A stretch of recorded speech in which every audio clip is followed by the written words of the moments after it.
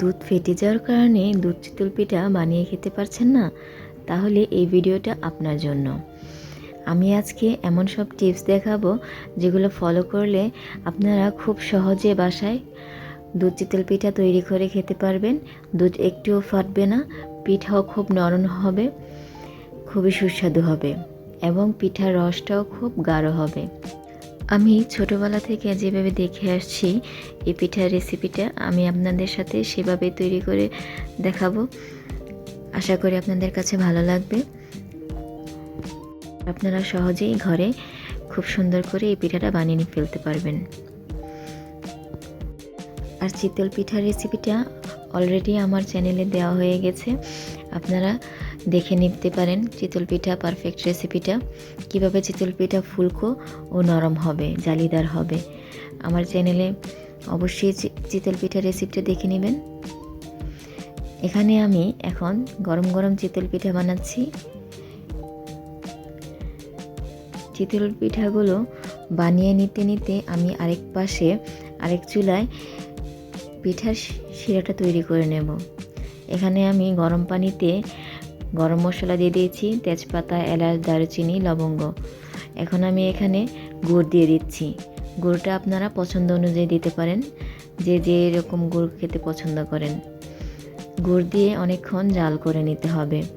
তারপর আমি এখানে হাফ কাপ পরিমাণ চালের গুঁড়ো পিঠা বানিয়েছি, ঠিক সেই চালের গুঁড়ো দিয়েই একটু ব্যাটার তৈরি করে নিয়েছি। এটা আমি অল্প অল্প করে সেই গুড়ের শিরাটার মধ্যে দিয়ে দিব কিছুক্ষণ জাল করার জন্য। অল্প অল্প করে দিয়ে দেব আর নাড়তে থাকবো ক্রমাগত নাড়তে থাকতে হবে, কারণ না হলে চালের গুঁড়োগুলো নিচে দলা পেকে যাবে, পোড়া লাগতে পারে। যখন ভালো করে ফুটতে শুরু করবে তখন আমি গরম গরম চিতল পিঠাগুলো এর মধ্যে একে একে দিয়ে দেব। পিঠা অল্প একটু ঠান্ডা হলে কোনো সমস্যা নাই, কিন্তু শিরাটা যাতে গরম থাকে। আমি ফুটন্ত অবস্থায় সবগুলো পিঠা এক এক করে দিয়ে দিচ্ছি। আমি 2 মিনিট জাল করে নেব। পিঠাগুলো দেওয়ার পর একটু নেড়ে চেড়ে জাল করে নেব খুব ভালো করে। আমি এই পিঠাটার মধ্যে নারকেল ব্যবহার করিনি, আপনারা চাইলে নারকেল ব্যবহার করতে পারেন, কিন্তু নারকেলটা অবশ্যই রান্নার শেষে উপরে ছড়িয়ে দিতে হবে। অনেক সময় নারকেল দেওয়ার কারণে দুধটা ফেটে যায়।